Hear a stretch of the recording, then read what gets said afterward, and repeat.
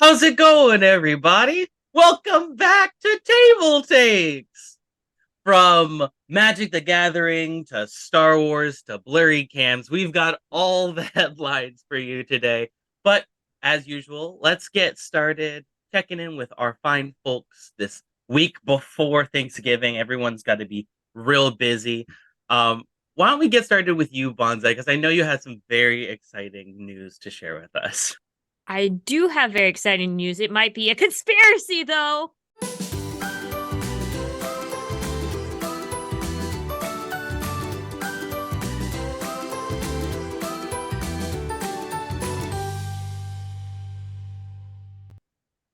Okay, so if you are a person in my Discord or watch my streams, you do know that I somehow got gifted Loricana cards. Don't know who, because nobody's come out with saying, hey, Bonsai, I was the one who sent you the Loricana cards. All I got was 2 boxes from 2 different areas, no note whatsoever, with 2 different Loricana decks, starter decks. And so I have them now.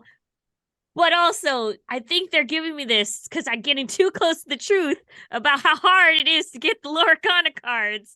Because I'm also waiting to be called on my wait list so I can get more booster packs. I did open these on stream with the booster packs and everything, and I'm in. And Mr. B and I have played it, and surprise, surprise, Mr. B had handed me a not so graceful thing. But now I know more about the Loricana cards, and so I'm going to talk more about it. Because they need to be more in circuit. Ravensburg, make it more in circuit. I need to buy more so I can get a better deck, please. And that is my news today. Thank you for the conspiracy. Well, Bonsai, I'm dying to know. Did you get anything really good? Did you open anything super rare? I did. I have 2 super rare, and I forgot to display it, but it's a Stitch card. I was showing it earlier, but it's Oh, too much to go through the deck. But also yes, I did. I got 2 super rare, and I looked at it and everything, and I do have my Gen Con exclusive one here too. And also, I do want to say shout out, thank you if you're watching this, whoever gave me these cards, thank you very much. I'd like to know who, but also I don't know. Conspiracy. Thank you. well, thank you, Bonsai. That was excellent.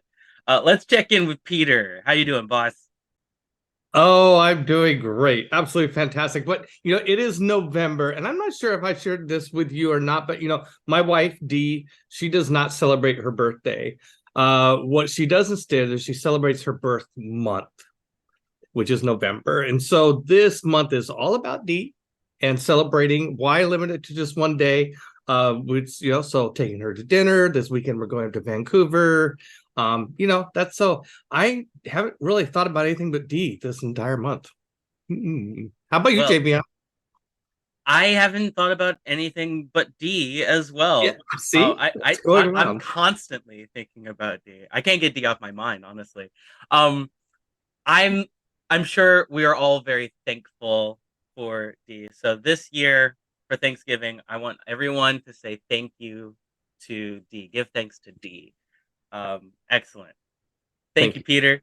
Thank you. It means a lot. Noir, let's get checked in with you. How are you doing? I've been pretty good this week. I took a break in the middle of the week to take my partner to go see Beetlejuice. Oh, it was so good. I don't know. Well, I have a thing on so you can't see the yellow of the playbill, but it was very, very good. They took a movie that I love and made it even better. So, uh, besides being a huge TTRPG dork, I am in fact a musical theater dork as well. So let that flag fly a little bit today. Can I tell you something, Noir? It might shock you, but I've actually Mm. never seen Beetlejuice. You know, like I'm not gonna fault you for that. The movie, I watched the movie after seeing the musical. It doesn't hold up as well. There's not nearly Mm, enough Beetlejuice in it, and that's mm. what they fixed with the musical. You get a lot more Beetlejuice. Michael Keaton just he put it all out there, and he's only on the screen for like 15 minutes in the movie. Well, that's funny. The literally the only thing I know about Beetlejuice is that thing about saying Beetlejuice too many times, then he like shows up or something like You that. say it 3 times. And then I'm not gonna. I was about to get into the whole Uh-oh. nuance of how it all works. I opened a can of worms. Yeah, no, they changed it from the theater version from what it was in the movie. But I'll just say, yeah, you don't say his name 3 times unless you want a really annoying person around. Got it. Okay, I will keep that in mind. Maybe that's what I'll use for my viewing party for Christmas this year. I needed something, and anyway.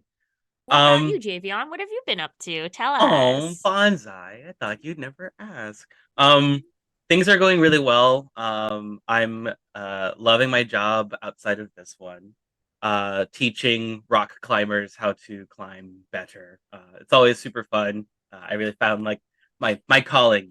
I can teach people, pass on that passion to other folks. I'm also oh man, so busy getting ready for Thanksgiving next week. I mean, this might be my first year where I don't actually go out on Black Friday just because I have too many things to do. Just getting, I mean, it takes a really long time to make Kraft mac and cheese the way I do. I mean, you got to understand, it's a whole process. You got to boil the water, and I don't really want to get into it. Um, but suffice it to say, Bonsai, you'll be very happy with what I bring to your Friendsgiving this year. You know what else I'm thankful for, folks? Headlines, board game news, the industry. Let's talk about it. Let's get started with our first headline from Bonsai about the Tabletop Game Designers Association. Ooh, yes. So fun news, and especially for those who are in the industry of board games and making board games, something to look forward to. Thank you to Eric Martin from BGG Games, talking about this, or not games, sorry, BGG. So it was just announced, basically, 3 very prominent designers you may know as Elizabeth Hargrave, Sen Hong Lim, and Jeff Engelstein have teamed up to announce that they're going to be launching a Tabletop Game Designer Association. So much like the Actors Association and other essentially guilds, you could say, that get together in order to better the industry as a whole. This group is launching in Q1 of 2024 with the mission to support game designers of every type of tabletop games. At the launch, the memberships will provide assistance with contact reviews, advocacies, and distribute mediations with publishers, contract templates, and industry newsletters. So it just helps folks who are just getting the ball rolling with things that they would have liked helped with as well, and also connect you with other like-minded individuals. They hope to expand the offer of other services like online seminars, peer mentoring, and design conference discounts in the future. Right now, it is still very early, but they said that you can go ahead and apply and set up, or I'm sure we'll have a link in the website. I'll post a link later on in the website, but yeah, it's going to be really cool. And if you're looking forward to this, I would definitely say give it a look over, see what you think. What about you all, especially for those who are in the industry? What do you feel about this association being something? Because I feel like it's good betterment for everything if they can get the ball rolling. Well, I'm all for unions. That's great. It's fantastic. It's a way to organize. Laborers should organize and have better bargaining power. So I hope they can make it work. Right. Close personal friend of ours, Emma Larkins, has been a game designer for a very long time. That's my avenue into game designing in general. I never knew it to be something that was not self-run, where people get together of their own volition, instead of setting up really big organizations. There have been some, but none that have really gotten, widespread acclaim. So I'm really happy to see something like this getting some actual, force behind it. It seems like this could be really good for folks like me who really want to actually get into game design, but it can be a really daunting subject. I mean, with the explosion of interest that we've seen in TTRPG over the last couple of years, I think that something like this definitely needed to happen. So I'm glad to see that it is happening. I mean, we've got rock star designers right now who have more power than some newbie designers. So having everybody kind of on the level, nothing but a good thing. Yeah, Well, but I mean, for this union to work, you're going to need those rock star designers to be a part of it, right? Oh, I mean, absolutely. the thing that concerns me, I mean, I think the difficulty that they're going to face is that there's so many game designers and so many people that want to be game designers that, they're it seems like it'd be really easy to go around the union because there's somebody else that would want to design a game that's not in the union. So I don't know. It's going to be I think SAG has the same problem with actors. I was just about to say they're most likely going to have to follow the structure and foundation set up by something like SAG. excellent. Well, I'm sure we are going to hear much more news about this in the future, and this can only be a good thing for our industry. So I'm excited to see new game designers joining the coalition here. Let's roll on into our next headline about the D&D deck of many things. Take it away, Noir. One of the things that I love about unions is that they enable the people that serve in the union to push back. One of the things I don't like, however, is when products get pushed back. And unfortunately, the D&D deck of many things has been pushed back. Good news, however, we're only talking about the physical copy. Wizards of the Coast announced that the physical product release of Dungeons & Dragons: The Deck of Many Things box set will be delayed. The physical deck of Many Things box set, which was originally set to hit retail stores November 14th, 2023, is now looking to arrive later in 2023. The delay in release was due to an internal review that the product didn't meet manufacturing standards. And Wizards of the Coast has apologized to customers and retailers who had pre-ordered the book for the delay. However, the digital book came out November 14th, so you can still get your hands on this product right now. But if you're a physical box set collector like myself, we're going to have to wait just a little longer. It's a little bit of a bummer, but the fact that you can still get your hands on it now, it kind of eases the burn a little bit. But what do you guys think? I like that. I am not a box set kind of person, so I kind of like if I want to just get the single book, I can get it and not have to worry about the rest. And I think that it's good to just like have a little bit of something, very nice. And I also think the artwork is gorgeous, by the way, for this. So Yeah, I'm we were curious, is the deck of many things in 5e? I haven't looked at it. I mean, back in AD&D days, deck, I mean, it was deadly. I mean, like you just had a really high chance of I don't know, high chance, but we always said like if It you're a was a low high level chance. character, definitely drop from the deck of many things because it's all upside. If you're a high level character, don't do it. Don't do it. Too much to lose. Peter, honestly, I don't think there's been too much change in the deck of anything since its inception. It's still a campaign ruiner. Yeah, and it's also many things, as the name implies. It's not just when I was looking up for my own campaign, wanting to drop it in, I thought it was going to be simple as literally like you find a deck of many things. You kind of have to tailor it. You kind of have to figure out like how many cards are in your deck of many, which cards. What are you using the tarot style or are you using the playing card style? So, this is a very bittersweet kind of thing for D&D to announce because on the one hand, they are pushing back, but on the other, they actually do get a little something like Bonzai was saying. So, it's that fine line to walk. How long is too long to try to make your product as perfect as possible, right? Also, not everybody has the space, okay? Digital copies. Sometimes we don't have enough room for all these books. I love them, but like digital. Yeah, absolutely. Well, we've got some exciting news for fans of the Star Wars RPG, don't we, Bonsai? Yes, we do. So I don't know if you remember last week we were talking about how the dice have finally come in. Well, guess what? Thank you to Christian Hoffer at comicbooks.com for giving us this headline. The Star Wars RPG is finally returning to print. What we've been waiting for since like the announcement of taking over in 2020 and then being like, we're going to have physical copies in 2021. 2023. Now we got him. We got all the stuff. So over a year, they announced they would be bringing the Fantasy Flight Star Wars RPG back to print. Ed Studio is finally actually getting some stuff out of the door. Yay, I appreciate it. The beginner's game starter set. So all 3 of the Star Wars RPGs, aka Edge of the Empire, Age of Rebellion, and The Force and Destiny, are going to be are going to be physical prints on shelves starting next month.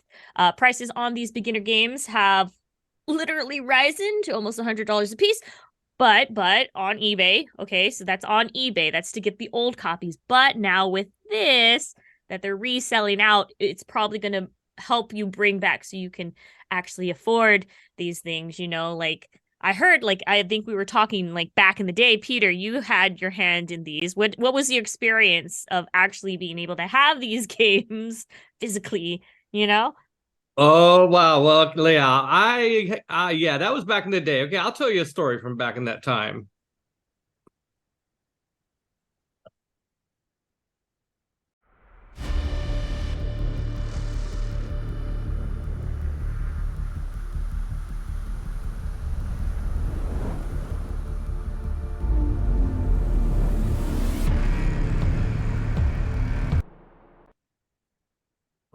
All right. So yes, the years like 1999, I think 2000, we were playtesting. Now this was a previous Star Wars game. This was the WotC version. It was a D20 version. We were playtesting it, and I rolled up a character that's become kind of a legend, and I have to admit, kind of a legend in Star Wars fan history. It was an Ewok Scoundrel. Scoundrel was the class for the rogue or the thief, and Ewok.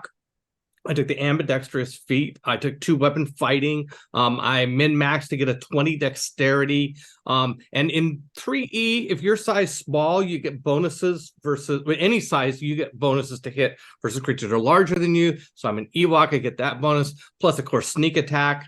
And as ambidextrous, 2 blasters. Ewok, Scoundrel, ambidextrous, sneak attack. I broke it. I broke the game. Oh, very cool. Yeah, I also, if you don't mind me bumping in, I also play Star Wars as well, and I also do a different class than normal. I play a Jawa, that I would say a Jawa Tinkerer, and we have a mission, me and my other friend that is playing a Jawa as well, to steal all the doors in the galaxy and sell it back to people because everybody needs doors. And it actually is the one thing that is very profitable in our town so far. It just happened to be that we're stealing the right doors, and we're conning our way back into places. They're like, I don't know what happened to this door, but we have a door. Do you want a door?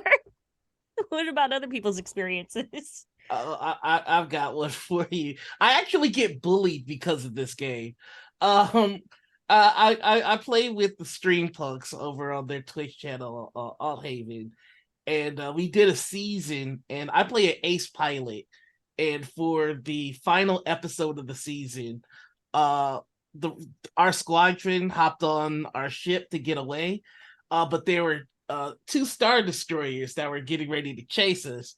So my character, being an ace pilot, took his squad of other X-Wing fighters, and we bought them enough time to light speed away. We haven't gotten back to a season 2, so I've been playing up my character's dead. And I just get DMs to this day that just say Stucky lives. My character's name, Stucky O'Hara. If you're an old school comic book fan, you know where I got that from. Well, that sounds really cool. I'm so happy to see that all of you guys are getting the Star Wars RPG content that you're looking forward to. Wow, that's awesome. Let's head on into our next headline. Noir, why don't you tell us about this new MTG crossover? Yes. Okay. So I it's like hopping from one of my favorite franchises to another one of my favorite franchises. Putting away Star Wars and Tomb Raider, baby. That's right. Lara Croft has made her way to Magic the Gathering. Quick shout out to Chase Carter over at Dicebreakers for breaking the story. Lost Caverns of Exilion isn't even officially released, but that won't stop Magic the Gathering from dropping a surprise crossover with major video game franchises such as Tomb Raider. The Secret Lair Secretversary Super Drop launching next week is going to include 5 cards reprinted with new art and names pertaining to locations and items from popular action RPG video game series that the most recently rebooted in 2013 and has been going on since then. These include search for Ascanta as Heart of the Explorer. Ascanta, the sunken city, becomes the Lost Valley on the reverse side. Anger of the Gods as Storms of Yamatai. Bow of Nila as the Grim Whisperer. Shadow Spear as Totec Spear. And Academy Ruins as Kits, the sunken city.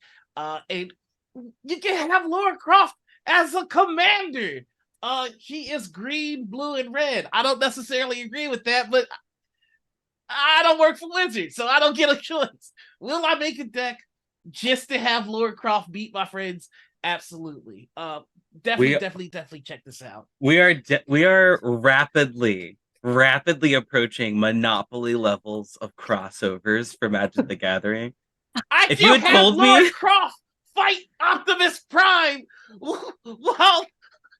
while Space Marines from Warhammer 40K provide covering fire, but don't worry, Pinkie Pie from My Little Pony is going to put down suppressive fire.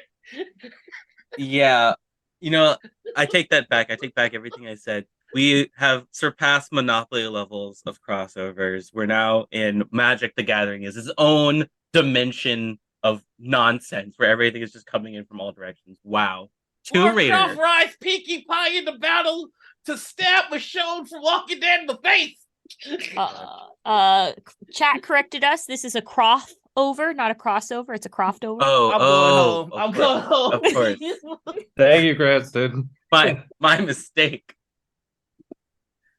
Jeez. Okay. Well, I mean, yeah. Croft in the TARDIS. I just thought of it. No. It's too much. I mean, there's so much content. There's literally too much for Magic the Gathering to hold all at once. How are they balancing all of these things? I don't understand. Oh, balancing is overrated, Javion. I could have told you that 30 years ago in this game. Oh my balancing God, overrated. Don't worry about it. I didn't realize it, but the Doctor and Laura Croft might be my OTP. I never thought about that until right now. Wow. Okay. Well, speaking of crossovers, we spoke briefly about the Marvel crossover as well. I mean, man, there's going to be Marvel in Magic the Gathering. They've already got Lord of the Rings, Tomb Raider. Like, what is next? What could they possibly add in next? I don't think there's any more worlds to really conquer for them. Adventure Time. Oh my God! Don't even say that, Bonsai. You have any idea how many lawsuits Cryptozoic has gotten into about Magic the Gathering? There's no chance. Don't you ever say that. Moving right along. Peter, take it away for our next headline, please. Okay, JV, I'm here for you. I got you. This next article is brought to us by Jeffrey Dome Sanchez at ICV2. Catalyst Game Labs. Wait, didn't that just come up? Yes. Well, it came up again. Catalyst Game Labs revealed Scotophobia, a new Shadowrun RPG plot book for release into retail later this month. And by later this month, I mean 5 days from now, November 22nd. This new book, plot book, that's a tongue twister for me somehow, establishes Shadowrun's main plot line for the next year. It builds on the plot points found in Cutting Black, Slipstreams, Collapsing Now, The Third Parallel, and Astral Ways, and offers new ideas for plot hooks and campaign ideas. It also uses in-universe text to help players to feel more immersed in the plot and world. Scotophobia will retail for $49.99, but that is not all the Shadowrun. See, I almost said Star Wars. The Shadowrun news. They will also going to release Shadowrun 6th World Core Rulebook, City Edition Berlin. into retail, also November 22nd. This edition of the Shadowrun RPG offers players new Berlin-centric content and will also release for $49.99. So, sounds good. Hey, don't we have a Star Wars expert on Gen Con TV? Somebody goes by the name of Ram Alternus. I wonder, man, we should get her to come in and talk about this. That'd be cool. Yeah, I'm sure they have plenty of insight. I definitely am not the expert. I would have so many questions. For years of not really jumping onto Shadowrun bandwagon, I do have to admit, Shadowrun Berlin sounds kind of fun. Like, I mean, living in Seattle, a source, Shadowrun was, initially set in Seattle. It was always felt a little weird to me, although a lot of people I know in Seattle thought it was really cool. But I think it'd be kind of cool to do one in Berlin. I don't know. Ooh, Yeah. that does sound pretty cool. It'd be fun and exciting. I would try it, but I feel like every Shadowrun campaign I play, the main source of income is we always become drug lords, and I feel like I should have a different path to get more money in Shadowrun than always becoming drug lords. Yeah, that's You fair. just like hack into bank accounts, right? Do it that way. Do it the hacker way. Deckers are hard sometimes. I actually had the pleasure of playing with the 5 folks of Rim, and the way that I made my money was we somehow ended up on a Gordon Ramsay knockoff type show, and we had to do a cook-off, and I used my Decker powers to sabotage the other contestants. So I won.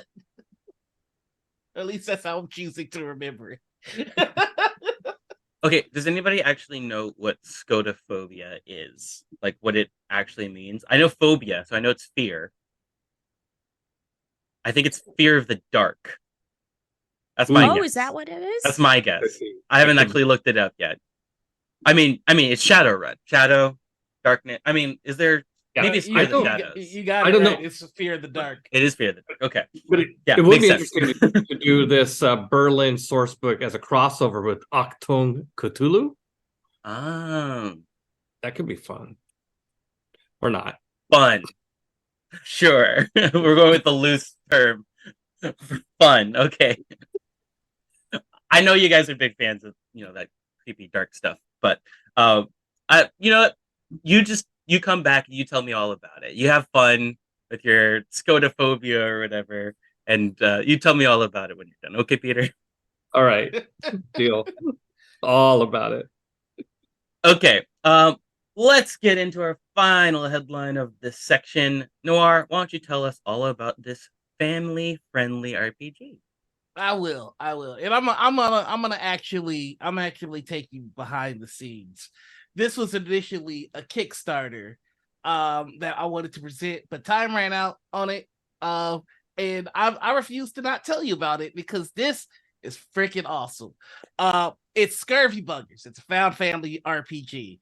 It's the golden age of piracy. You have your crew, you have your flag, but can you find lasting friendship or even love? Because that's really what piracy is all about. Scurvy Buggers is an easy to learn tabletop role playing game where you play as a crew of pirates finding family on the high seas. Inspired by the golden age of piracy, Scurvy Buggers begins with defining your unique flag, a banner that represents your most driving principle, the thing that drives you to piracy, and the game encourages trope style play, where each player takes on the role of various pirates and sharing characters across players, as well as providing rules for shared GM campaigns. So you're not just taking on the role of one character, you're taking on the role of an entire crew with your friends, and you make your pirates, and then you make them kiss.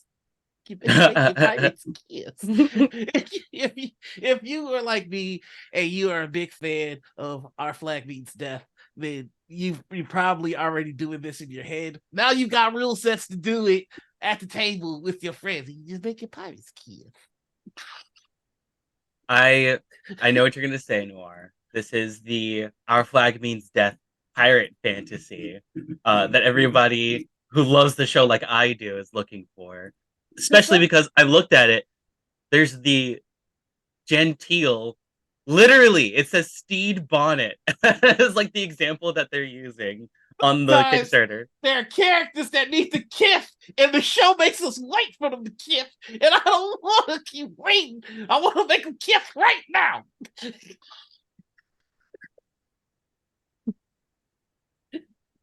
I love this. I really want to see like a full playthrough of this sometime. I love the idea of found family. You know, that's something that's very close to my heart. But I was always curious about how pirates do their business. Watching the show, it kind of looks like very straightforward. You get onto a ship and you fight people. But Yeah, I haven't seen One Piece, so I don't know. don't Well, I've let seen a them hear couple you episodes. say that. I've seen You a couple take that back episodes. right now, Jamie. The One Piece And is from what I like- hear, there's a lot of content, and there's a lot the pirates can do. So, Oh no, what have you done? so I'm excited to find out more. So you said this is a Kickstarter that was fully funded. Yes, it's completely funded, but they do have a backer kit going. So if you want to show them support, you can still show them some love. Let them know we sent you, and make your pirates kiss. That's not the official tagline of the game, but it should be. Okay, I really quickly I just have to know because Mhm. Peter is just like so like piratey in my mind. Like just just from the many things Where's this that going, we've Jamie? look. I just want to know, Peter, if you Yeah. could choose, which one of these legendary pirates would you be? The Gentile, the Dauntless, the Menace, the Stalwart? Any ideas? They all have different personalities. Me, my person, obviously, I'm gonna go Gentile. It might be a subtle distinction, but I'm more into privateers than pirates. Oh, Yeah. I mean, privateers get paid no matter what. Pirates only get paid if they're successful, right? But privateers, they're getting paid by one country to prey on the ships of another country. That just seems like a better business model for yeah. That's more mercenary. I respect that. I Yeah, respect that. very strategic. You got to keep track of where everybody is and everything. The worst problem is that I'm very prone to seasickness. Oh. So I tend to stay at port most of the time. Well, Bonsai, what about you? There's a bunch of different options. Menace. Menace. Yeah, I can see that. Menace. That didn't even Set No fire! hesitation. Flames burn down the whole village! No survivors! Arson and robbery. Oh wow. Okay, yeah. You had that one locked and loaded, ready to go. That's awesome. Well, your voice kind of disappeared there for a moment. I think like the Phantom Menace. Ah. Mm. Noir, would you agree? I think absolutely, but absolutely, I agree with Bonsai being a menace. As for myself, in my search for booty, I would say that I am dauntless.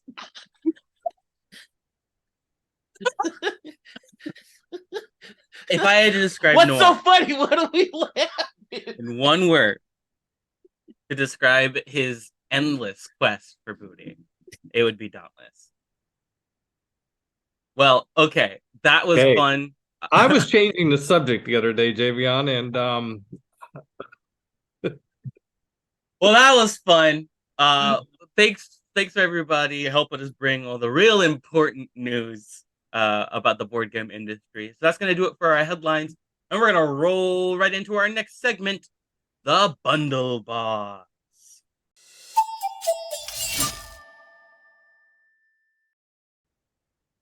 It's me. Hi, I'm the boss. Welcome to the Bundle Boss Corner. Today we have not one but two bundles of holding, brought to you by the Bundle of Holding. Check out the links in Twitch. First up, we've got the Dungeon Crawl Classic Funnels. Adventurer!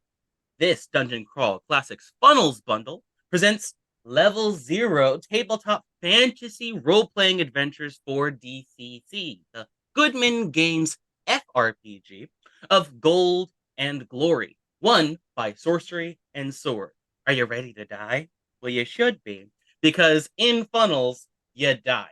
A lot. You have a lot of characters all playing in one big group together, and you're picking them off one by one until there are just a couple of survivors left for you to choose from who can get promoted to first level. And in this all new offer with 0 level modules from both Goodman Games and many third party publishers, you can join in on the funnel adventures with the much loved hallmark of dungeon crawl classics for a very, very reasonable price. Our second bundle is the Torg Cousins 2. Look sharp, Storm Knight.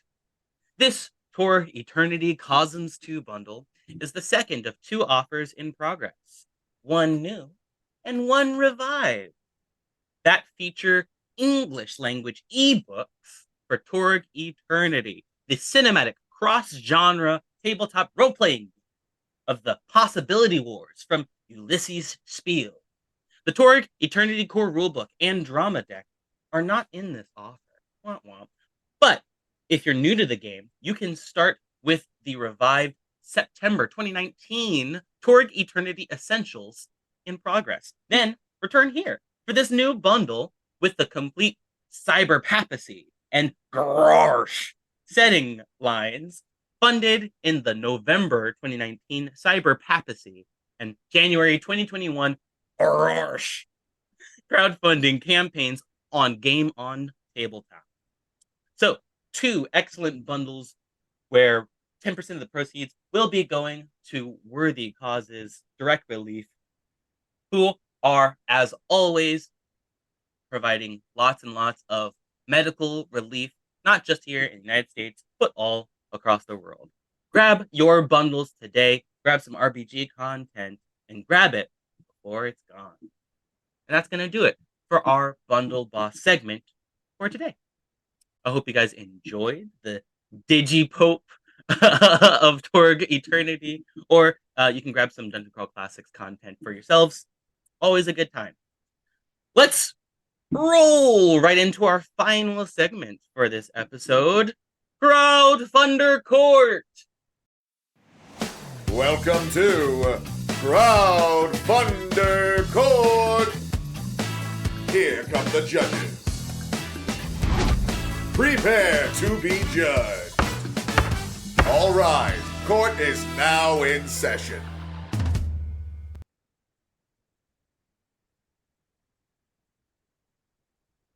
All right, Peter, why don't you lead us into our very first crowdfunding campaign so that the court may decide should you keep your head or otherwise. All right. Okay. So this crowdfunder is now on BackerKit, has raised $13,000 versus a goal of $5,000 20 days ago. And I am talking about Star-Crossed Lovers Love Letters. Yes, Star-Crossed now is a game that is already out. It's a 2-player game about really, really wanting to when you really, really can't. In Star-Crossed, you and your fellow player craft characters who are powerfully attracted to each other, but you have a compelling reason not to act on those feelings. Watch the attraction between your characters grow as you play out scenes, taking turns describing what your character says and does.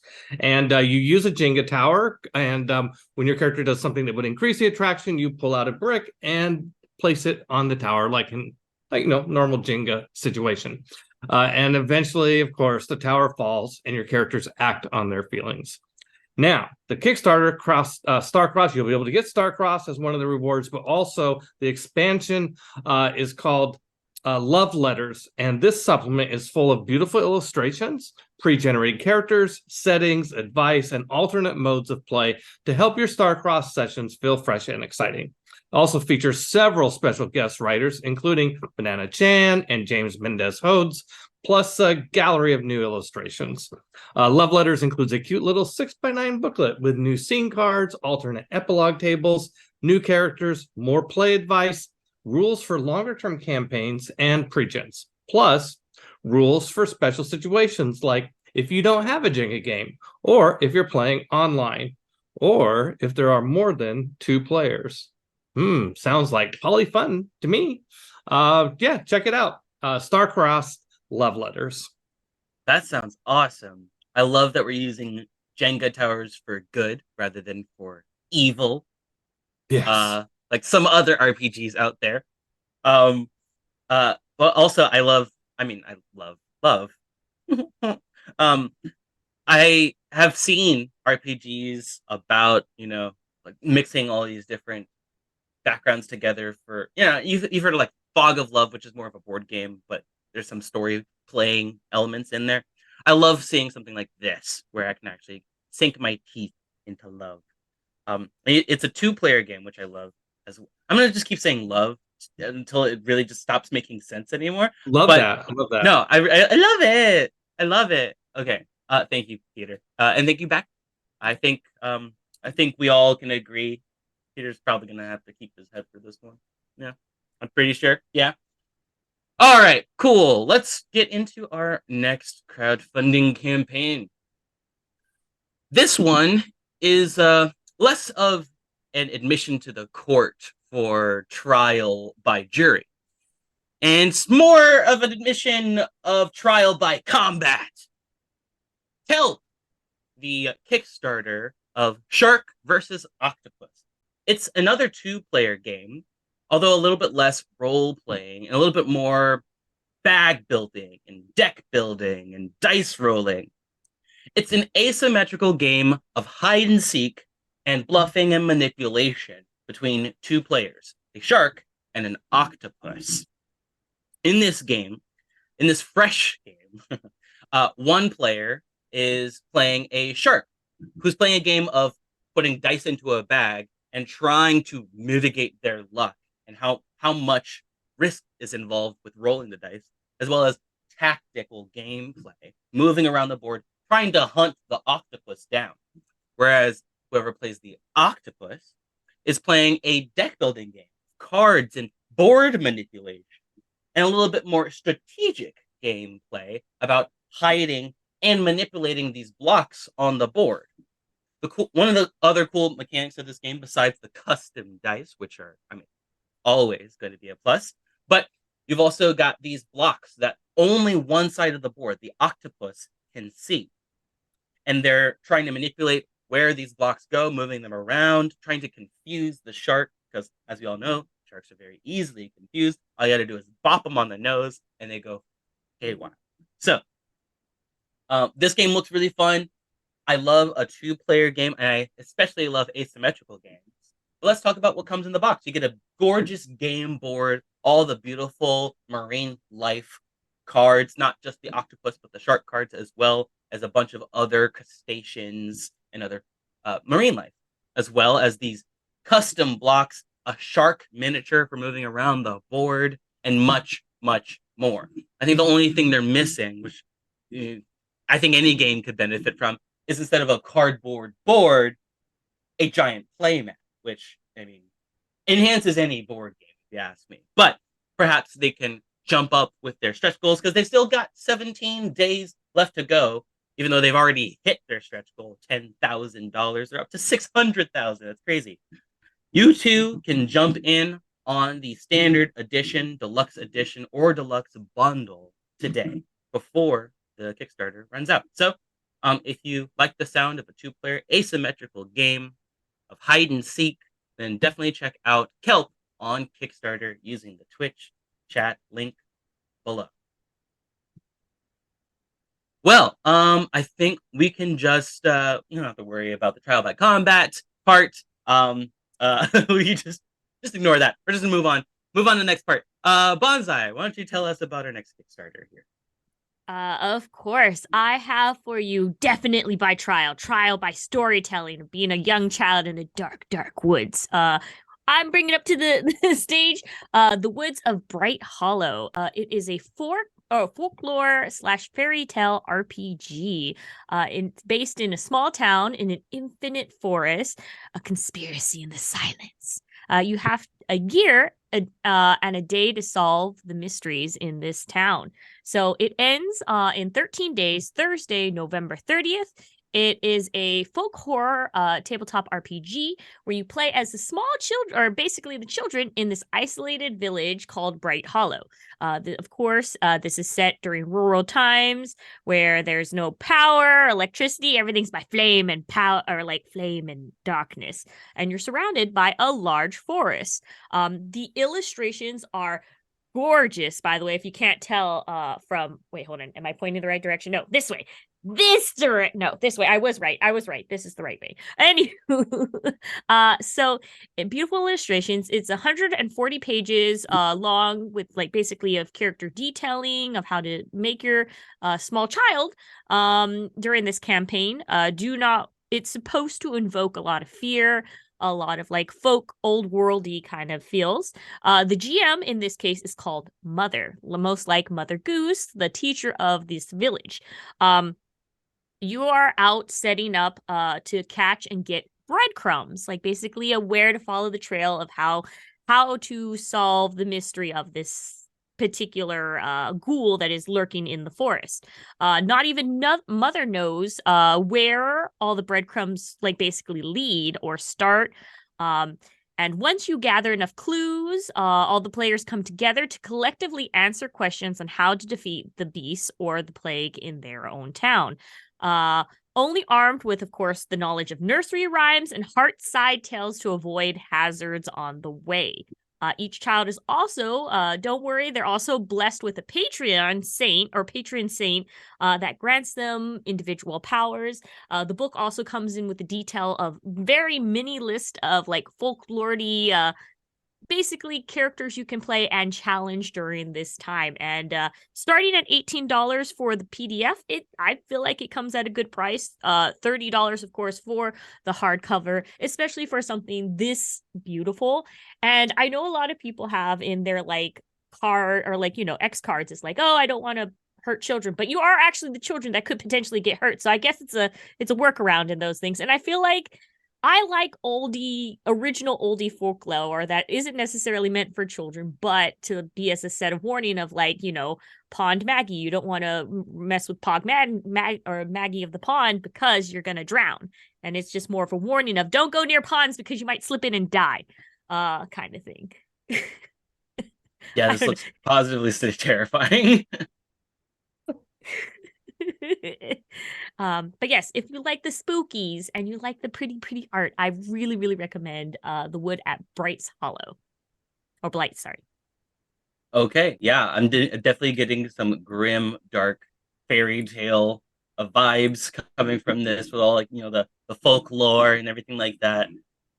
I think whenever I'm playing like Monster of the Week or something, I'm struggling to figure out like with mythological monster with a story behind it to like drive it forward. I'm going to use. So this is cool. This actually has some like fairy tale style to it. Even the book actually looks like a children's like storytelling book. That's really cool. So you said it has 12 days left to go. Okay. Cool. Well, 30. Well, I guess counting this day will be 12 days. Okay. Gotcha. Yes. All right. Well, yeah, folks, definitely jump on it before it's too late. Get your hands on a copy of Blight Hollow. All right.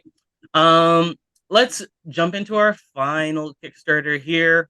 This one is a Kickstarter that has already been funded, but late pledges are available. I'm very excited to talk about it. Dice Throne X-Men, the Marvel Missions co-op, and the Deadpool expansion. That's right. Marvel Dice Throne is back. Maybe you heard of maybe you heard of Dice Throne Season 1, or even Season 2, or the first Marvel Kickstarter that everybody was very excited about, adding in 8 new characters. Well, here comes the X-Men, joining in the Marvel fun. 8 more characters, plus the Deadpool expansion you can add on as well. Making it, wow, that must be 8 times 25 characters in total for countless combinations of fights between the first 2 seasons of Dice Throne characters, as well as any Marvel characters. They can all fight against each other. They're all balanced in that way. So this is really cool. It's adding in so much more content, not just some extra characters with new cards and dice, but as well, there are plenty of upgraded bits and tokens and huge chests in Dice Throne fashion. There's a huge Marvel Dice Throne chest just for the X-Men, so you can get them all in one really good looking, like looks so good on the shelf when you have it like lined up with all the different seasons next to each other. Holds all of the different characters, and they're easy, compact character boxes that come with all the cards. And you can actually get some sleeves that go on as well that fit really nicely in there, as well as the missions, the Marvel Missions co-op expansion. Maybe you've heard of the Dice Throne Adventures, which is the co-op expansion for the first 2 seasons of Dice Throne. Well, Marvel Missions actually is specifically tailored for the Marvel Dice Throne characters, insofar as it's a completely different system.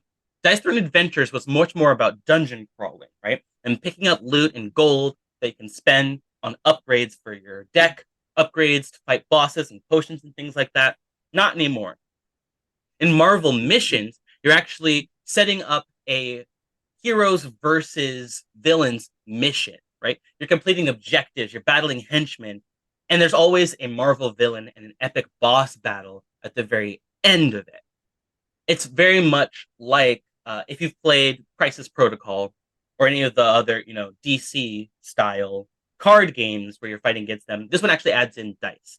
If you haven't played Dice Throne before, it's very similar to Magic in a way, where there's all these different phases of gameplay where you can manipulate the dice by playing cards, or you can add status effects or upgrade your abilities, and then you're basically just playing Yahtzee. It's a big game of Yahtzee battle. It's really fun. They add in so many different characters and content that you'll never run out of space, run out of content, characters to play with, missions to go on, villains to fight, or you could just compete against each other in 1v1 or 2v2 battles. I'm a huge fan of it myself. I got as much as I could afford already. I've got season 1 and 2, but I haven't got any of the Marvel stuff. But now's your chance. Now's your chance to jump on. You can just get the Deadpool expansion by itself, which I'm extremely excited about, for $25, or you can jump on the Marvel Dice Throne missions if you're looking to use up some of your Marvel Dice Throne characters, or you can just get the all-in-one bundle, which is pretty hefty. It's already at $599 to get all Dice Throne Marvel things. That's not even including season 1 and 2, as well as all of the cool minis, the extra special deluxe pieces for setting up the board for missions and things like that. There's so much stuff for you to check out. People who are fans of Dice Throne definitely want to check this out before the late pledge is over, because it's already on late pledge, but you can still pre-order and get in on the action. Hey, yeah, we JV, had a question chat. Oh. Is if I know you said there are some expansions. Is this a standalone, or I guess it is a standalone plus expansions? Great question. It is standalone, absolutely. If you just get the X-Men Marvel Dice Throne characters, or even if you just get Deadpool by itself, you can play against characters across the entire Dice Throne campaign, right? So you can play against season 1, season 2 characters, even though there's like a pyromancer and a moon elf. You can fight Cyclops or Wolverine or Deadpool in any combination you want. It's a really cool system. They designed it in this really cool way. And there's always these really cool tournaments at your local game stores that you can look out for, where you can find other people that you're playing with, or try out some new characters. But yeah, that's going to do it for this episode of Crowdfunder Court and this episode of TableTakes. Thank you all so much for joining us. Let's throw it on over to Peter for the outro. For the outro. Okay, yes, this concludes another head-scratchingly inscrutable episode of Table Takes. But don't go far, because in just a couple hours, we have Sarah's Table, where Sarah Moore will lead a group of brave Blossom Scouts in their quest for a merit badge in joyful gaming. Yes, that's today at 5 p.m. Pacific time. On Peter versus the Machine, I finally finished my game of Civ 6, so I'm back to playing video game adaptations of board games for a while, and next I will play Isle of Skye, a tile placement game that I love, and it includes whiskey as part of the game. That will be Monday at 9 a.m. Pacific time. The Bros will be back for, I think, one or two more episodes of Board Games with the Brothers Murph, Monday 4 p.m. Pacific time. In Indy by Night, the coterie will try and decide who should be the Prince of Indianapolis. Tuesday night, 7 p.m. Pacific. On Path of the Brush, Rick Ankney learns that the Norse Foundry makes more than dice. Since it's a miniatures painting show, I'm guessing minis. We'll find out Wednesday, 4 p.m. Pacific time. In Actor Roki, Mike Boozer will return to run his nearly departed campaign set in the world of Chaldea, Wednesday, 6 p.m. Pacific time. Roll with Rem Alternus will return on Thursday at 4 p.m. Pacific time, and then Friday. Actually, wait, Friday is right after Thanksgiving. I think we're actually dark next week. Is that right, Marcus? Oh. Okay, we are dark next week. There will be 2 weeks from today. 2 weeks from today, come back for Table Takes. All right, thank you very much to the Gen Con TV crew, Marcus Mace, Steve Cottard, Sarah Moore, Tanel Lovett. Thanks to my delightful co-hosts, Javion, Bonsai, and Noir. And thanks most of all to you for providing witty banter and geek insights into the Gen Con TV chat forum. We appreciate that. All right, remember, follow Gen Con TV for more of the best 4 days in gaming all year long, right here on twitch.tv/GenConTV. Goodbye and pleasant top decking.